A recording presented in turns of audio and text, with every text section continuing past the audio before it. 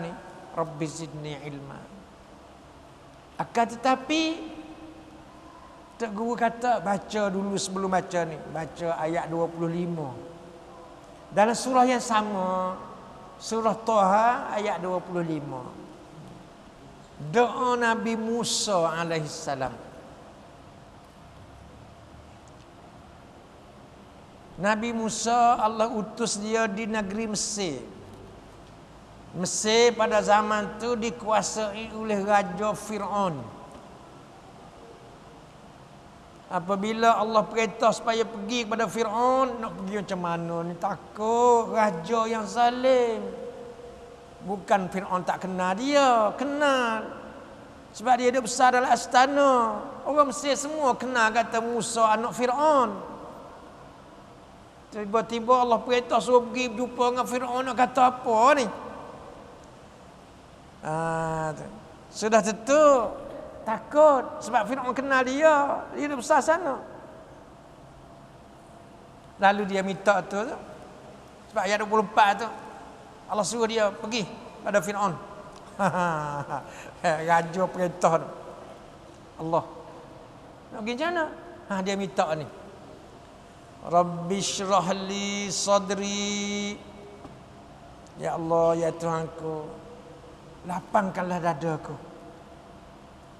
Lapang dada ni sangat tinggi. Sebab itu doa para nabi-nabi ni dia mengandungi akidah yang sangat kukuh, yang sangat tinggi. Lapang dada ini hebat. Kalau orang sepit dada, tak boleh bincang apa. Ilmu tak ada. Orang kata sepatah terdiam, tak boleh nak kata apa dah, sepit dada. Tak, kita minta lapangkan dada ya Allah. Serupa dengan Nabi juga. Alam nashrah laka sadrak. Muhammad, bukankah aku telah melapangkan dadamu? Bincanglah dengan Yahudi mana, Kristian mana. Bukankah aku telah lapangkan dadamu? Tu alam nashrah laka sadrak. Gitu dah. Allah. Sebab itu Nabi Musa minta, ya Allah lapangkan dadaku supaya aku boleh cakap sedap. Dada lapang ni jangan sepit dada. Orang sepit dada tak ada idea. Tak ada idea. Tak ada fikiran. Wa yassirli amri, memudahkanlah ya Allah urusan aku. Tuan, doa yang nak ajar ni ambil ni nak periksa anak-anak kita tu. Ajar ni tak payah nak minta dengan ustaz tu, ustaz ni lah. Kita sendiri. Sebab apa? Saya dah minta dengan Tok Guru saya. Saya turun pula pada tuan-tuan di sini dan puan-puan. Sungguh percayalah. Tapi kena baca di antara dua khutbah Jumaat. Tok Guru suruh baca di antara dua khutbah Jumaat. Pendek je. Itu bukan syarat dua khutbah Jumaat, tapi sebab di antara dua khutbah Jumaat itu doa yang makbul. Kalau perempuan tak pergi sembahyang Jumaat tu dah, kita baca malam, tengah malam. Baca ketika puasa, doa makbul ketika puasa. Dan baca ketika hujan turun. Itu pun doa makbul. Banyak tempat-tempat yang doa makbul. Bagi kita lelaki, anak-anak kita ajar. Rabbi syrah li sadri, ya Allah lapangkanlah dadaku. Wa yassirli amri, mudahkanlah urusan aku ya Allah. Ni urusan banyak. Urusan ni perniagaan kita, urusan keluarga kita, urusan masyarakat, urusan banyak urusan. Minta Allah memudahkan. Wahlul 'uqdatam min lisani, minta Allah lepaskan lidah, kekakuan lidah. Lidah ni tak lancar cakap. Apabila lidah tak cakap, tak pandai, sebab Musa dia lidah terbakar masa dia kecil-kecil dulu. Lidah dia hangus di kena api, bara api. Ketika dia dalam astana Fir'aun, termakan bara api, lidah dia cacat. Nak pergi cakap pula dengan Fir'aun, kena terpeleng Fir'aun lah.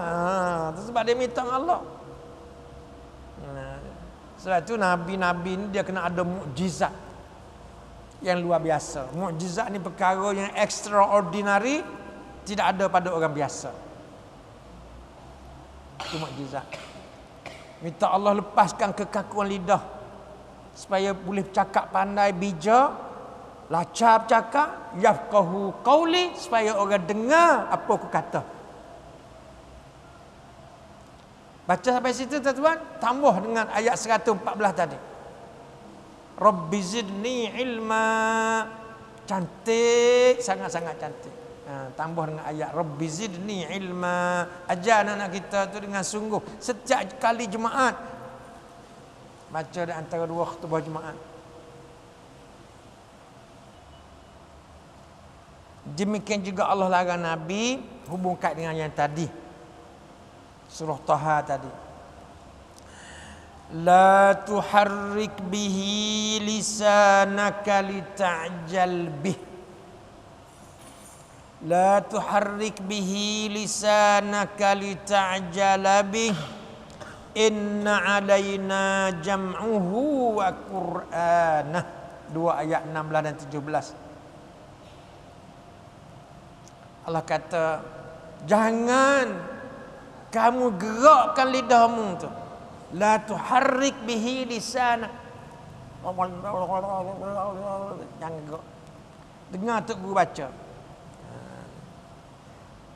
Jangan gerak lidahmu untuk membaca Quran. Nak tiru Jibril tadi, suruh dengar baik-baik. Jibril mari duk mengajar tu kerana nak kita nak cepat pandai, nak cepat menguasai ilmu. Nak cepat-cepat. Sedangkan Nabi 23 tahun. Jibril mari duk mengajar dia. Okey. Kemudian ayat 17 tu, inna alaina jam'uhu wa qur'anah. Sesungguhnya tanggungjawab kami lah Allah.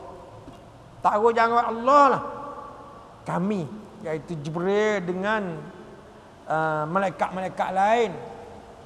Sebab Jibril waktu rumah ayat dia kena escort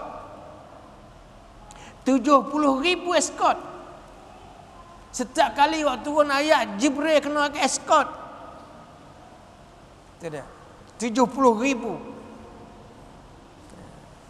Sesungguhnya atas tanggungjawab kami lah mengumpulkan di dalam dadamu. Pasti punya. Sebab itu kita kena ikhlas. Kita ikhlas. Tanggungjawab Allah lah. Allah suruh minta, kita minta. Kita blame dia kalau dia tak beri. Ya Allah, aku minta dah denganmu. Minta ikhlas. Tanggungjawab kami lah untuk nak mengumpulkan ilmu dalam dadamu. Dan supaya buatmu tu pandai baca, lidah lancar, orang cakap awakmu, cakap orang dengar dan sebagainya. Tu cara dia. Cara dia. Sebab tu jangan dia pergi lebih-lebih lah. Hak ni duk ajar Nabi kita ni. Silap sikit ditegur. Silap sikit ditegur. Okey. Baik. Okey, mudah-mudahan kita ajar anak kita insya-Allah dia ada semua. Kita sendiri pun nak juga tu. Saya pun tak pernah duduk tinggal semenjak umur 8 tahun sampai hari ni tak pernah duduk tinggal pun. Rabbi shrah li sadri wa yassir li amri wahlul 'uqdatam min lisani yafqahu qawli rabbi zidni ilma. Tambah situ. Minta Allah tambah ilmu. Sebab ilmu ni tuan-tuan, dia lebih penting daripada makan minum lagi. Lebih penting daripada makan minum lagi. Makan minum kita hanya berhajat 2 kali je sehari. 2 kali je berhajat. Manakala ilmu setiap masa, setiap zaman dia berhajat pada ilmu. Dia nak tahu ilmu mahal tak mahal, penting tak penting. Setelah itu minta Allah tambahkan ilmu, minta Allah tambah ilmu. Banyak lagi nak tahu rahsia langit, rahsia dalam bumi, banyak nak tahu. Oi. Banyak, sangat-sangat banyak lagi. Okey, insya-Allah. Boleh lah. Apabila Allah tambah ilmu, kita mudah aja. Fikir mari Allah beri. kita fikirkan tu berbeza. Baik. Oleh sebab itu, pada hari kiamat nanti ni kita nak cakap masalah kiamat ya, tak suruh hal kiamat. Tak apalah. Kita spare ni sikit dapat luas ilmu kita. Ayat pertama yang kedua tu Allah bersumpah dengan hari kiamat. Dan manusia akan menyesal. Setiap manusia pasti amat menyesali pergi ke hari kiamat di akhirat. Percaya. Tak ada manusia yang tak menyesali. Ada yang menyesal, kenapa aku buat sikit amal ibadat, kenapa aku buat kebajikan sikit, menyesal kot tu. Hak nu dia menyesal, kenapa aku buat buruk, kenapa aku buat jahat, kenapa aku sekian, menyesal belaka. Hak menyesal dak buat jahat, menyesal kenapa buat jahat, hak menyesal kenapa buat sikit amal ibadat, kenapa buat sikit sekian-sekian, menyesal juga. Okey. Pergi ayat 3 pada malam ni. Ayat 3 suratul Qiyamah tadi.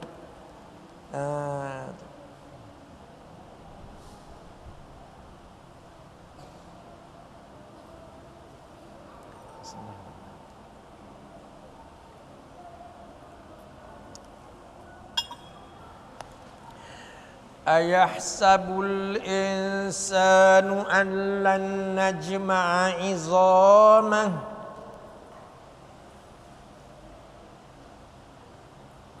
Surah yang ke-75 Al-Qiyamah. Ayahsabul insanu an lan najma'a izamah. Apakah manusia mengira? Apakah manusia dah buat perhitungan bahawa pihak kerajaan Allah tidak akan mengumpul kembali tulang belulang yang mati 1000 tahun, 2000 tahun? Apa kau buat kira gitu, mati habis gitu? Jadi baja, jadi tanah? Tidak. Itu tidak. Pasti kita dibangkit. Kita 2 kali mati, 2 kali hidup. Ingat. Banyak dalam ayat Quran yang menyatakan 2 kali mati, 2 kali hidup. Seperti mana kita ambil contoh dulu dalam surah Ghafir ataupun surah Al-Mu'min. Dia ada 2 nama, surah Ghafir atau surah Al-Mu'min. Yang penting surah yang ke-40. Surah yang ke-40, setengah-setengah Quran dia nama surah Ghafir, setengah-setengah Quran nama surah Al-Mu'min. Ayat 11. Ayat A'udzubillahi minasyaitonirrajim. Qalu rabbana amattana thnataini wa ahyaitana thnatain. Surah yang ke-40 Ghafir ataupun Mu'min. Ayat 11.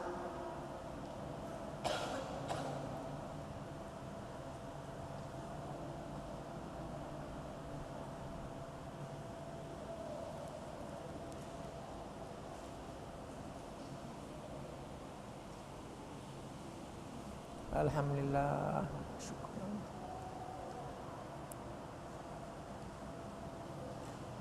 Okey, semua jumpa insya-Allah Qalu, mereka berkata, orang-orang kafir, orang-orang yang telah dihukum neraka, filem akhirat lah ni. Filem akhirat lah ni. Mereka berkata, Rabbana amattana thnatain. Ya Tuhan kami, Engkau telah menghidupkan kami, dah mematikan kami 2 kali. Wa ahyaitana thnatain, dan menghidupkan 2 kali. Maknanya 2 kali mati, 2 kali hidup. Mereka kata, ya Tuhan kami, Engkau telah mematikan kami, amattana thnatain. Engkau telah mematikan kami dah 2 kali dah. Wa ahyaitana thnatain, dan akan menghidupkan kami dah 2 kali. Kita mari pada mati. Lah ni hidup. Lepas hidup ni mati, kena mati. Kena mati, walaupun tak nak mati, kena mati. Lepas mati hidup balik. Hidup balik yang kedua itulah duk cerita ni. Hidup kali yang kedua tu hidup sungguh-sungguh hidup. Hidup tak mati dah, hidup tak sakit dah, hidup tak tua dah. Hiduplah ni mari pada kecil, naik tumbuh gigi, tumbuh rambut, pergi sekolah, belajar, habis dapat anak cucu, turun balik. Gol. Mati habis gas. Mari pada mati, lah ni hidup, lepas hidup kena mati, lepas mati hidup balik. Itulah maksud tu. Ya Tuhan kami, Engkau telah mematikan kami 2 kali dan telah hidupkan kami 2 kali. Wa ahyaitana sanatain ini. Fa'tarafna bidzunubina, maka kami dah iktiraf dah dosa-dosa kami. Maknanya apa? Dia pergi ke akhirat tengok, oh dosa-dosa dia, objek dosa-dosa itu. Kami iktiraf dah salah-salah kami, kesalahan kami. Lalu dia kata, fahal ila khurujin min sabil, apakah ya Allah ada jalan keluar? Nak keluar dari neraka ni ada jalan ke? No way. Tak ada jalan dah.